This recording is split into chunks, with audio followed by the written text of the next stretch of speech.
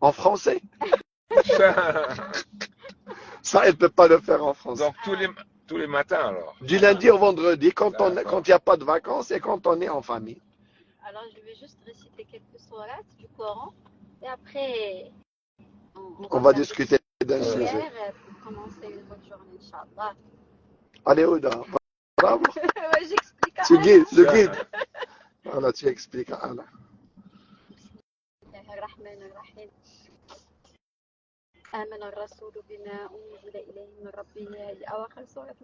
Oui, là, il est en train de lire les versets, les deux derniers versets de la plus longue sourate du Saint-Coran, qui est sourate al-Baqarah. Il est en train de les réciter parce que le prophète Mohammed sallam nous a dit qu'en les récitant, il porte beaucoup de sens très profond. Et en les récitant, on se rappelle de beaucoup de choses. Je vais essayer tout à l'heure de t'expliquer. Je vais essayer.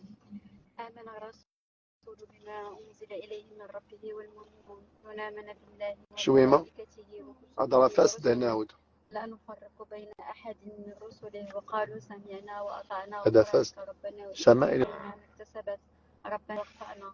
On n'a pas le choix parce que Shama est dyslexique. Ouais. Et donc ils ont des cours spéciaux alors. Ben, ma compagne elle travaille aussi à l'école américaine.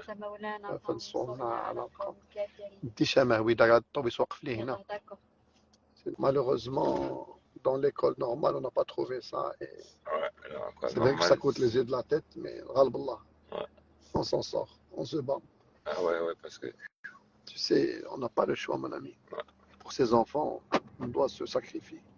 C'est clair. Mais c'est... الله لا إله إلا هو الحي القيوم لا تأخذه سنة ولا نوم له ما في السماوات وما في الأرض من ذا الذي يشفع عنده إلا بإذنه يعلم ما بين أيديهم وما خلفهم ولا يحيطون بشيء إلا بما شاء وسع كرسيه السماوات والأرض ولا يؤوده حفظهما وهو العلي العظيم. بسم الله الرحمن الرحيم. On fait court, je fais Hadith la dernière, comme ça vous ne pouvez pas. Ah bon? Pourquoi? Yallah, d'accord. Ils ne s'ennuient pas. Ça, c'est la politesse. Je trouve que c'est très galant. Ouais. قمة ديال الدعوة إلى الله. الله لا ديال الدعوة إلى الله. برافو عليك أولي. J'aime bien l'approche. متصدعا من خشية الله وتلك الأمثال نضربها للناس لعلهم يتفكرون هو الله الذي لا إله إلا هو عالم الغيب والشهادة هو الرحمن الرحيم هو الله الذي لا إله إلا هو الملك القدوس السلام المهيمن العزيز الجبار المتكبر سبحان الله عما يشركون هو الله الخالق البارئ المصور له الأسماء الحسنى يسبح له ما في السماوات والأرض وهو العزيز الحكيم. Donc, en fait, les versets qu'il a récités, ce sont tous des versets qui te rappellent la puissance du divin, l'assistance du divin, la clémence du divin, la miséricorde du divin, et aussi elle te rappelle les pouvoirs du divin. Par exemple, quand elle a lu les deux derniers versets de Surat al-Baqarah, elle a parlé de Amana ar-Rasul bima unzila min rabbihim al-mu'minun kullun amana billahi wa malaikatihi wa kutubihi wa rusulihi la nufarriqu bayna ahadin min rusulihi. Dans ce premier verset, le divin nous rappelle que la base fondamentale de la croyance divine, c'est croire en Dieu, croire en les anges, croire en la Bible, la Torah et le Coran.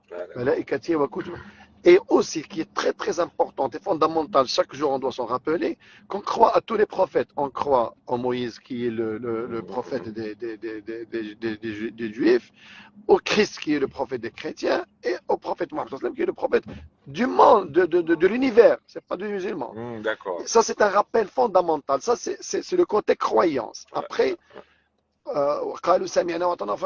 après, Dieu te dit que normalement, le croyant ou l'adorateur, quand Dieu te dit quelque chose dans le Saint-Coran, tu dis oui, vous avez raison. Là,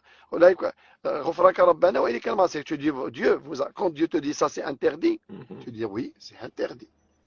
Pour l'instant, je ne peux pas exécuter tous tes interdits et tes permis, mais je reconnais que c'est interdit. Et ça, c'est très fondamental, mon ami. C'est très fondamental. Parce que si on arrive à comprendre ça, parce que qu'est-ce qui arrive très souvent? c'est que par exemple, quelqu'un qui fait quelque chose de permis, on va dire quelqu'un qui mange le porc, qui est clairement interdit dans le Saint-Coran. Au lieu de dire, écoute, moi je n'arrive pas à me passer de porc, et Dieu va me pardonner parce que Dieu il est clément, il te dit non, non, non, Dieu s'est trompé, c'est impossible que le porc soit interdit. Ça, c'est très grave. Alors que l'alternative, elle est magnifique. Tu reconnais, et tu sais que le pire des péchés, et c'est ça ce qui a détruit, Satan, l'ennemi de l'humanité. Ce qu'il a détruit, c'est qu'il a contrarié la volonté divine. Ce n'est pas qu'il n'a pas voulu exécuter, il l'a contrarié. Adam, il s'est trompé, il a péché. Le Satan, il n'a pas péché, il était à l'encontre et ça c'est très très grave. Après, Dieu nous fait des rappels qui sont extraordinaires, magnifiques. Ça c'est du développement personnel. Il nous dit, la yukallifullahu nafsan illa wus'aha. C'est-à-dire que Dieu nous rappelle chaque jour que tu es conçu pour te supporter. Quel que soit le problème, quelle que soit la nouvelle, quelle que soit l'affliction, Dieu te rappelle qu'il t'a conçu, seulement crois en lui. Il t'a conçu pour supporter la faillite, pour supporter la perte d'un être cher, pour tout supporter. Et ça, c'est fondamental parce que beaucoup de gens doutent. Parce que dans la vie, on a plein de problèmes. On a plein d'imprévus, on a plein d'afflictions. C'est pas tout droit. Mais Dieu te rappelle, attention, tu es conçu pour ça. Sois fort. Tu es fort, ouais. Sois fort. Et la tête sur les épaules. Crois en moi, je suis là pour toi. Implore-moi, demande-moi de l'aide. Je vais t'aider. Là, ça rend plus fort. Ouais. Et ce qui est, et les versets terminent avec un truc extraordinaire. Ce sont des prières. C'est demander. Et ça, c'est extraordinaire parce que c'est une prière magnifique. Quand tu demandes à Dieu de ne pas t'affliger des afflictions qui sont insupportables, de te pardonner parce qu'on pêche tous. Écoute, monsieur Bien Alain. sûr. On n'est pas parfait. Personne, non seulement on pêche tous, mais je peux te garantir que la vie m'a appris et le Saint-Coran m'a appris que chaque être humain sur la terre, chaque être humain qui respire sur la tête, il a une particularité avec Dieu. Chacun de nous, tu trouves une personne qui est hyper méga généreuse. Et ça, c'est formidable. Il y a une personne qui est... Chacun a son petit secret. Une personne qui n'a pas de rancune. Tu imagines un être humain qui n'a pas de rancune. Mais c'est extraordinaire. Il y a des gens qui font la prière 24 heures sur 24, qui font le pèlerinage, qui font tout, mais qui ont le cœur noir, qui ne pardonnent pas. Et ça, c'est très grave. Donc, le secret dans la relation avec le divin, le divin nous a conçus, chacun a son petit secret. On dit ça en arabe, on le dit khabi'a. Khabi'a, c'est caché. Tu trouves quelqu'un que tu le vois dans la rue, et c'est pour ça que parmi les plus grands handicaps qu'il faut travailler dans la nation, c'est le jugement. On vit malheureusement, la première notion sur laquelle le Saint-Coran a insisté, c'est le non-jugement. Et malheureusement, on passe notre temps à juger.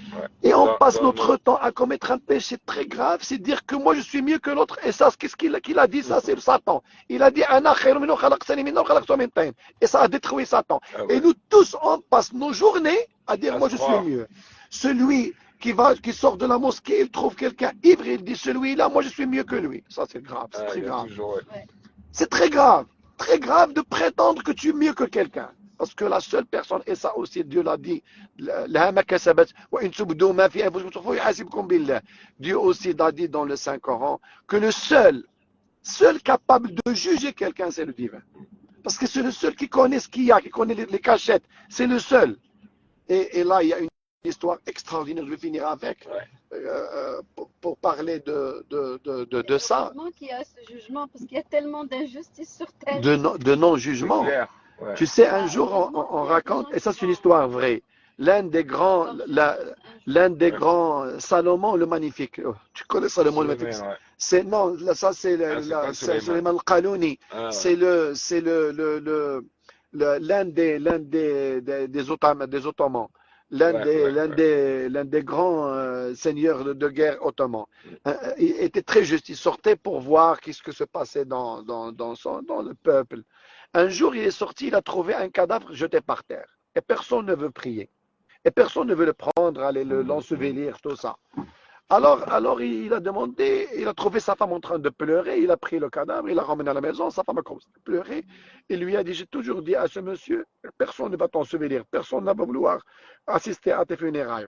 Et lui, le mort, il lui disait à sa femme, non, non, il souriait, il disait, non, moi, celui qui va m'ensevelir, c'est le roi, et les gens qui vont assister à mes funérailles, c'est tous ces soldats. Et sa femme commençait à rigoler. Pourquoi? Parce que il lui dit, les gens, alors Salomon a commencé à se demander, pourquoi personne ne veut l'ensevelir? On lui a dit parce qu'il passait son temps à boire de l'alcool et à fréquenter les maisons de prostituées. Alors, quand il est parti, quand il était en train de parler à sa femme, il lui a dit, mais non, monsieur. Moi, j'ai dit, attention, les gens vont te juger. Lui, il a acheté tout l'alcool et il allait le renverser dans les canalisations. Il disait pour éviter aux jeunes musulmans de s'autodétruire. Et il payait les prostituées, leur disait, fermez vos portes, aujourd'hui, n'ouvrez pas. Alors que les gens le jugeaient mal. Ah ouais, d'accord. Et quand Salomon le Magnifique a entendu ça, il est parti l'ensevelir lui-même et il a appelé tous ses soldats et c'est noté dans l'histoire de l'islam. Et c'était les plus grandes funérailles de l'histoire de l'humanité. Ah ouais. Alors que cette personne était mal jugée.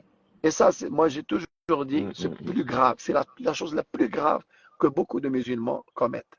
Ils passent leur temps à juger les autres. C'est assez vrai que c'est une spécialité, surtout au Maroc. On est très fort pour la critique. Merci.